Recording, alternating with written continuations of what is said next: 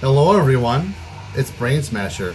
I hope you're in the mood for a treat, because this video is going to be a real treat. I'm showing off some vinyl today. I heard you like vinyl. I kind of like vinyl. I've got some, not a whole lot. CDs are my main thing, but metal's really my main thing. It doesn't really matter what fucking format it's on. It's all about metal, right? We're going to be listening to Hades, Dawn of the Dying Sun in the background. Amazing Viking Norwegian black metal record. Get it. Every record I talk about in this video will be linked down below. So don't ask me any questions when we're done. Look down there. It's right there. It's all for you right there. Okay? Let's get started. My Dying Bride, As the Flower Withers. This is an original Peaceville press. This is their 1992 masterpiece. Probably my favorite My Dying Bride album. I really like quite a few of their albums. I even like Gods of the Sun. Printed in her sleeve with lyrics. This thing is in really good shape. Picked it up on eBay maybe 6 or 8 years ago for a decent price. Just killer doom metal, the gods of gothic doom metal. No one will ever do it like My Dying Bride. I kind of struggle with their albums that came out after like Gods of the Sun. You know, obviously we all have a hard time with 34.788% complete. And after that, it's just been kind of a wishy-washy mess for me, but it seems like I'm the only one who feels that way. It seems like a lot of people just rave about the albums that came out in the last 10 years, and I've dropped in on them every once in a while, and I don't know, I've just never really found the one that convinced me that that was true.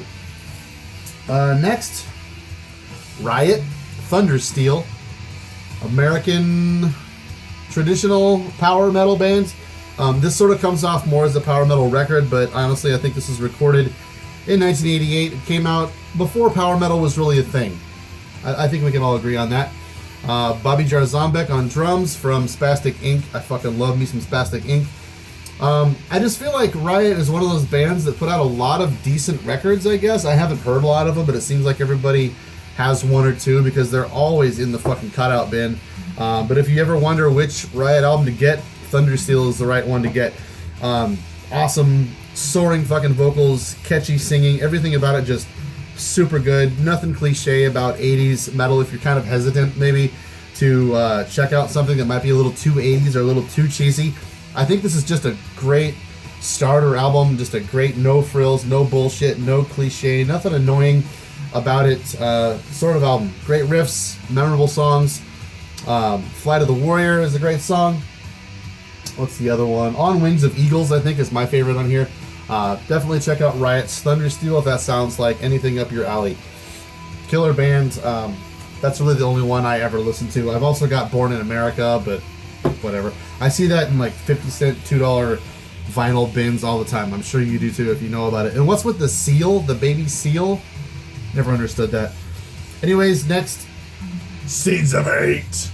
Persecution of Christian Filth. This is a German black metal band. This came out on Somber Records in... there's probably not going to be a year on this. I would venture to guess 2001 or 2. Notably, Andrew J. Harris, or Akhenaten from Judas Iscariot, played guitar on this, and I think that's the only reason to buy this album. It's pretty good, straightforward German black metal, no bullshit, decent songwriting. As you know, it seems like fucking Andrew J. Harris or Akhenaten from Judas Iscariot couldn't write a bad riff or a bad song. Everything that he was involved in just kind of has some sort of legitimacy to it, you know? He gave straightforward, no frills, no bullshit black metal such a classy listenability to it, you know? I love Judas Iscariot and a lot of things that he's done. So he played guitar on this, straightforward German black metal. I recommend checking this out. Somber Records has a lot of killer releases, so for a while there I was kind of trying to collect Somber Records releases, but a lot of them get really expensive, so that's one of the few I wound up getting.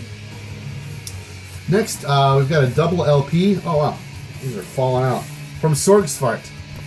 The album is Viking Anarchy, I guess. I'm not sure. This came out on Northern Silence, hand numbered number 301 out of 500. I would say this is along the lines of Vindir, Norway's Vindir. Awesome Viking-ish, sort of folky black metal on black vinyl. These things, I think, if I remember correctly, don't fit in the jacket very well, so I just kind of keep them in between like this. But yeah, if you like Vindir, you gotta check out Sorfart. Good stuff. I guess maybe a little bit more kind of like Fintroll in a way. It's a solo project, but there's tons of interesting instrumentation going on. Lots of weird, folky stuff, but it's got a real Norwegian attitude to it, too. Just a real memorable songwriting, great riffing. Good stuff. Check out Sorfart. They've got another LP out, another full length that's pretty well along the lines of this one. I think this is the only one I have. I may have another one. I didn't check when I was digging around. Anyways, I just randomly grabbed all these and made sure that I hadn't already showed them off before. I showed this off for a second, but I'm going to do it again because I fucking love it. This is the Choin Heart of Ackerman. American black metal record. Just really great stuff. Lots of acoustic interludes, black vinyl on Bindrune Productions. This is one of my favorite albums of 2015. Love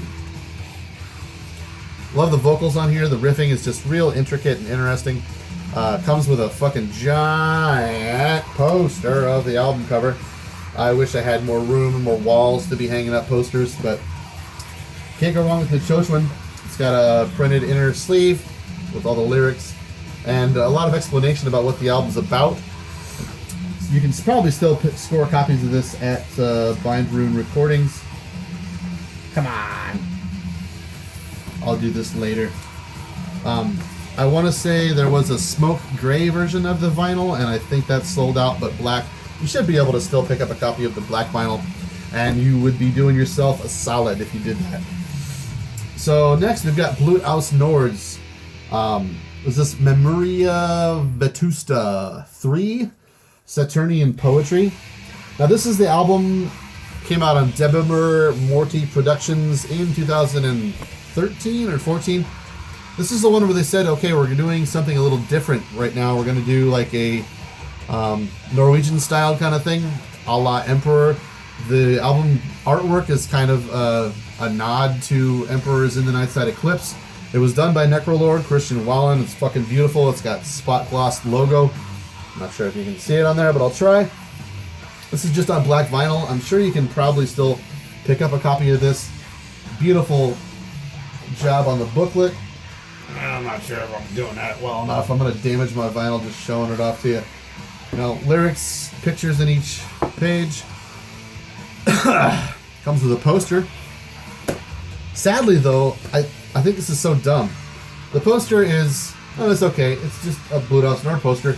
Why didn't you do the fucking album cover as the poster? Or like on the back. This album cover is phenomenal. This has got to be one of the most memorable album covers of the last 3 or 4 years in black metal.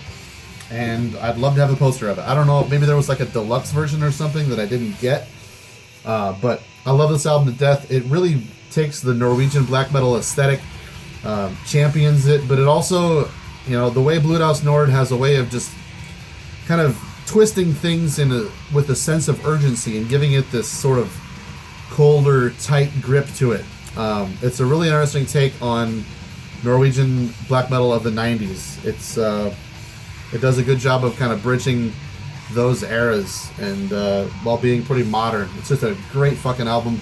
Relentless aggression mixed with soaring Norse sort of melodies. Great fucking record. Next, Disembowelment's discography box set. Their discography was pretty short, so there's not a whole lot involved here. This includes Transcendence into the Peripheral, the full length, which came out on Relapse originally in 92 or 3. Should have done my research, I suppose. Just black vinyl. I want to say there may have been a real limited white vinyl version of it, but I don't give a shit. I just wanted to have this. I had known that this came out at the time, and I passed on it. But one night I decided to do a shitload of drugs with a friend of mine. Let's see. We were drinking, doing bong rips, mushrooms, hydrocodone, and I think ecstasy. And he put this album on.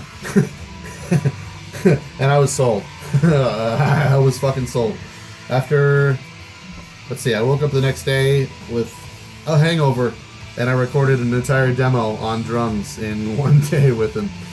Comes with a patch, a really cheap patch. I would, I don't know, I'm not going to put that on anything, but that's a really cool old logo. So yeah, 3 LPs on black vinyl, you know, printed lyrics and stuff. No booklet to speak of. It does come with a poster. Relapse put this out, I want to say 2003 or so. But yeah, vinyl, this is one of those things where vinyl really is the way to go for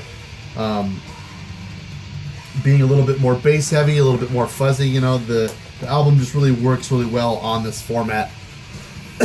Sort of a spot glossed, I guess you would call it, logo of one of my favorite death doom bands, Disembowelment.